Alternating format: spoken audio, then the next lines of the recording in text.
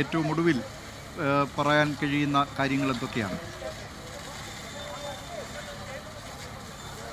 ദിലീപ്, 6 മണി കഴിഞ്ഞ് ഈ ജയലക്ഷ്മി സിൽക്സിൻ്റെ പാളയത്തുള്ള ജയലക്ഷ്മി സിൽക്സിൻ്റെ 2, 3, 4 നിലകളിലാണ്, അതായത് ഈ 4ലേക്ക് കാര്യമായി തീ പടർന്നിട്ടില്ല, 2, 3 നിലകളിലാണ് ആദ്യം തീ ഉയരുന്നതായി കണ്ടത്. ഉടനെ തന്നെ ജീവനക്കാർ താഴെയുള്ള സെക്യൂരിറ്റി ഓഫീസേഴ്സിനെ വിവരം അറിയിക്കുകയും അവർ വളരെ വേഗത്തിൽ അവിടെയുള്ള സംവിധാനങ്ങൾ ഉപയോഗപ്പെടുത്തിക്കൊണ്ട് തീ അണയ്ക്കുന്നതിന് വേണ്ടിയിട്ടുള്ള ശ്രമങ്ങൾ നടത്തിയെങ്കിലും അത് തുടരുക. ഇപ്പോൾ വ്യാപാരി വ്യവസായി ഏകോപന സമിതിയുടെ ഒരു പ്രതിനിധി നമ്മോടൊപ്പം ചേരുകയാണ്.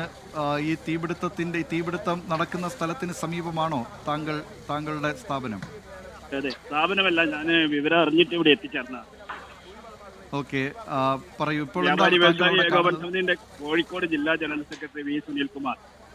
ശരി, ശ്രീ സുനിൽകുമാർ, ഇപ്പോൾ താങ്കൾ അവിടെ ആ തീ നിയന്ത്രണ വിധേയമായി ആയിട്ടുണ്ടോ? ഇല്ല, തീ ആളിപ്പടരുകയാണ് ഇപ്പോൾ. പിന്നെ ഈ ജയലക്ഷ്മിന്റെ ബാക്ക് സൈഡ് പറയൂ, തുടരാം. ഈ ആളി പടരാണ്, ഇപ്പോഴും കെടുക്കാൻ കഴിഞ്ഞിട്ടില്ല. ഇത് ഈ തീ അകത്ത് തുണിക്കടയായതുകൊണ്ട് തന്നെ ഈ തീപിടുത്തത്തിന്റെ വ്യാപ്തി വളരെ കൂടുതലായിരിക്കും. ചെറിയ ഇപ്പം ഈ ഫയർഫോഴ്സ് 3, 4ാമത്തെ വണ്ടി ഇപ്പൊ വന്നിട്ടുണ്ട്. പക്ഷെ ഈ വണ്ടി ഒന്നും നിയന്ത്രിക്കാൻ കഴിയുമെന്ന് ഞങ്ങൾക്ക് തോന്നുന്നില്ല. കാരണം പെട്ടെന്ന് പണ്ട് ബസ് സ്റ്റാൻഡ് സമീപത്ത് തീ പിടിച്ചപ്പോൾ ഉപയോഗിച്ച ഫയർഫോഴ്സിന്റെ, അതായത് എയർപോർട്ടിലുള്ള ഫയർഫോഴ്സ് സംവിധാനം കൊണ്ടുവന്നാലേ അത് നിയന്ത്രിക്കാൻ കഴിയുമെന്നത് ഞങ്ങൾക്ക് തോന്നുന്നത്. അത്രത്തോളം തീയാണ്.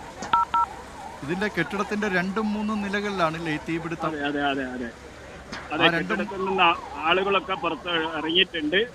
പക്ഷെ ഇപ്പം ഈ കെട്ടിടത്തിന്റെ ബാക്ക് ഭാഗം ഇങ്ങനെ കത്തിക്കൊണ്ടിരിക്കുകയാണ്.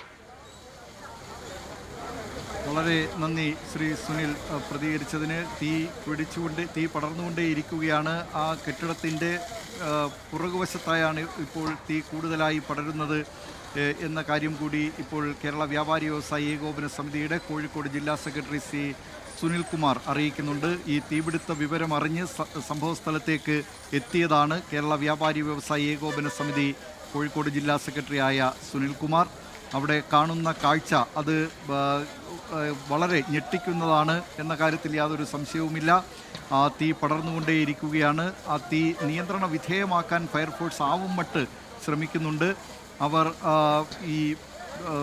ആ നിലയിലുള്ള ശ്രമം കൂടുതൽ ഇപ്പോൾ സുനിൽകുമാർ തന്നെ പറഞ്ഞത് 4 യൂണിറ്റ് ഫയർഫോഴ്സ് യൂണിറ്റുകൾ അവിടെ എത്തിയിട്ടുണ്ട് എന്നാണ്. അവർ അശ്രാന്ത പരിശ്രമം തന്നെ അവിടെ നടത്തിക്കൊണ്ടിരിക്കുകയാണ്. നിഖിൽ പ്രമേഷ് തുടരുന്നുണ്ട്. നിഖിൽ പ്രമേഷ്, ഇപ്പോൾ ഏറ്റവും ഒടുവിലായി നൽകാൻ കഴിയുന്ന വിവരങ്ങൾ എന്തൊക്കെയാണ്?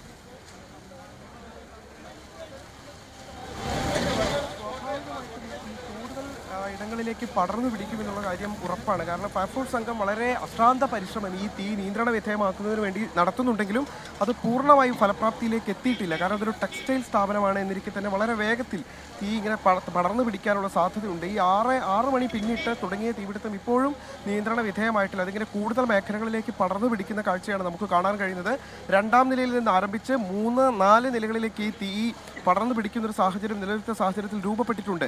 സ്വാഭാവികമായിട്ടും ഇത് ആശങ്ക സൃഷ്ടിക്കുന്ന സാഹചര്യം തന്നെയാണ്. ഈ പശ്ചാത്തലത്തിലാണ് ജില്ലയിലെ മുഴുവൻ ഫയർഫോഴ്സ് യൂണിറ്റുകളോടും ഈ സംഭവ സ്ഥലത്തേക്ക് എത്തിച്ചേരുന്നതിന് വേണ്ടിയിട്ടുള്ള നിർദ്ദേശം ഇതിനോടകം തന്നെ ജില്ലാ ഫയർ ഓഫീസർ നൽകിയിട്ടുള്ളത്. ഇതിന്റെ പശ്ചാത്തലത്തിൽ കൂടുതൽ യൂണിറ്റുകൾ ഇപ്പോൾ സംഭവ സ്ഥലത്തേക്ക് എത്തിച്ചേർന്നുകൊണ്ടിരിക്കുകയാണ്. ആദ്യം 1 യൂണിറ്റും പിന്നീട് 2 യൂണിറ്റും സംഭവ സ്ഥലത്തേക്ക് എത്തിയെങ്കിലും ഇതുവരെ തീ പൂർണ്ണമായി നിയന്ത്രണ വിധേയമാക്കാൻ കഴിഞ്ഞിട്ടില്ല. നമുക്കറിയാം, ഒരു വൈകുന്നേരമാകുമ്പോൾ സ്വാഭാവികമായിട്ടും കോഴിക്കോട്ടെ ഏറ്റവും പ്രമുഖ വസ്ത്ര വിപണനശാല എന്നുള്ള നിലയ്ക്ക് കൂടുതൽ ആളുകൾ ഇവിടേക്ക് എത്തിച്ചേരാനുള്ള സാധ്യതയുണ്ട്. നേരത്തെയും ജയലക്ഷ്മിയിൽ തന്നെ ഒരു തീപിടുത്തം ഉണ്ടായിട്ടുണ്ട്. 2 കാറുകൾ കത്തി നശിക്കുന്ന സാഹചര്യം ഉണ്ടായിട്ടുണ്ട്.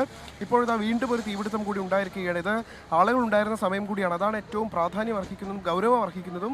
അവിടെ കസ്റ്റമേഴ്സ് ഉണ്ടായിരുന്നു, അവിടുത്തെ 100 കണക്കിന് ജീവനക്കാരുണ്ടായിരുന്നു. അപ്പോൾ വളരെ വേഗത്തിൽ ഈ ആളുകളെയൊക്കെ പുറത്തേക്ക് എത്തിക്കാൻ കഴിഞ്ഞു എന്നുള്ളതൊരു ആശ്വാസകരമായിട്ടുള്ള കാര്യമാണ്. എന്നിരിക്കെ പോലും ഈ തീപിടുത്തം ഇപ്പോൾ കൂടുതൽ മേഖലകളിലേക്ക് തീ പടർന്നു പിടിക്കുകയാണ്. നിലവിലത്തെ സാഹചര്യത്തിൽ അത് നിയന്ത്രണ വിധേയമാക്കാൻ പോലും, അതായത് ഈ ഫയർഫോഴ്സ് സംഘത്തിന് അവരുടെ കൈപ്പിടിയിൽ ഈ തീ നിയന്ത്രണ വിധേയമാക്കാൻ കഴിയും എന്നുള്ളൊരു ആത്മവിശ്വാസത്തിലേക്ക് പോലും എത്താൻ കഴിഞ്ഞിട്ടില്ല. കാരണം കൂടുതൽ ഇടങ്ങളിലേക്ക് ഇതിങ്ങനെ പടർന്നു പിടിക്കുന്ന ഒരു കാഴ്ചയാണ് നമുക്ക് കാണാൻ കഴിയുന്നത്. അപ്പോൾ ഫയർ ജീവനക്കാർ പറയുന്ന കാര്യവും നിലവിലത്തെ സാഹചര്യത്തിൽ നിയന്ത്രണ വിധേയമാക്കാൻ കഴിഞ്ഞിട്ടില്ല. അതിന് വേണ്ടിയിട്ടുള്ള അശ്രാന്ത പരിശ്രമങ്ങൾ നടത്തിക്കൊണ്ടിരിക്കുന്നു എന്ന് തന്നെയാണ് അവർ വ്യക്തമാക്കുന്നത്. അല്പസമയത്തിനകം തന്നെ ഇക്കാര്യത്തിൽ ഒരു വ്യക്തത കൂടി വരുത്താൻ കഴിയും. ഏതൊക്കെ മേഖലകളിലേക്ക് പടർന്നിട്ടുണ്ടാകും. വളരെ വലിയ ഒരു ഷോറൂമാണ്, നമുക്കറിയാം, വളരെ വിശാലമായി കിടക്കുന്ന ഒരു ഷോറൂമാണ്. അതുകൊണ്ട് തന്നെ കൂടുതൽ ഇടങ്ങളിലേക്ക് പടർന്നിട്ടുണ്ടോ എന്നതടക്കമുള്ള കാര്യങ്ങളിൽ വ്യക്തത വരണമെങ്കിൽ ഈ ഫയർ ഉദ്യോഗസ്ഥർക്ക് ഉള്ളിലേക്ക് കൂടി കടന്ന് ഇതിനെ അകത്തേക്ക് കൂടി പ്രവേശിച്ച് തീ നിയന്ത്രണ വിധേയമാക്കാൻ കഴിഞ്ഞാൽ മാത്രമേ എത്ര മേഖലകളിലേക്ക് തീ പടർന്നു പിടിച്ചിട്ടുണ്ട് എന്നുള്ള കാര്യത്തിൽ കൂടി ഒരു വ്യക്തത കൈവരും. എന്തായാലും അതിനു വേണ്ടിയിട്ടുള്ള ശ്രമങ്ങളാണ് ഇപ്പോൾ ഫയർഫോഴ്സ് ഉദ്യോഗസ്ഥർ നടത്തിക്കൊണ്ടിരിക്കുന്നത്. അത് നിലവിലത്തെ സാഹചര്യത്തിൽ നിയന്ത്രണ വിധേയമായിട്ടില്ല. നേരത്തെ സൂചിപ്പിച്ചതുപോലെ തന്നെ ഏതാനും ചില ആളുകൾക്ക് ഈ തീപിടുത്തത്തിന്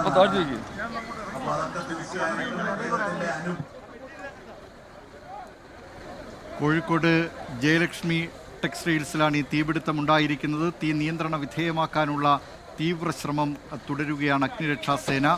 2 ജീവനക്കാർക്ക് പൊള്ളലേറ്റ വിവരം കൂടി വരുന്നുണ്ട്. 2-3 നിലകളിലായാണ് ഈ തീപിടുത്തമുണ്ടായിരിക്കുന്നത്. തുണിക്കടയായതുകൊണ്ട് തന്നെ ഈ തീപിടുത്തത്തിൻ്റെ വ്യാപ്തി വളരെ കൂടുതലാണ്. ഞങ്ങളുടെ പ്രതിനിധികൾ അനീഷ് ദേവസിയും നിഖിൽ പ്രമേഷും കോഴിക്കോട് നിന്ന് ഇതിൻ്റെ തത്സമയ വിവരങ്ങൾ നൽകിക്കൊണ്ടിരിക്കുന്നുണ്ട്. ലോകത്തെവിടെയായാലും ഏത് സമയത്തും 24 വാർത്തകളും ഓഗ്മെന്റഡ് റിയാലിറ്റി പാക്കേജുകളും എക്സ്പ്ലെയിനറുകളും വിശദമായി കാണാൻ ഞങ്ങളുടെ യൂട്യൂബ് ചാനൽ നിങ്ങൾക്ക് സബ്സ്ക്രൈബ് ചെയ്യാം.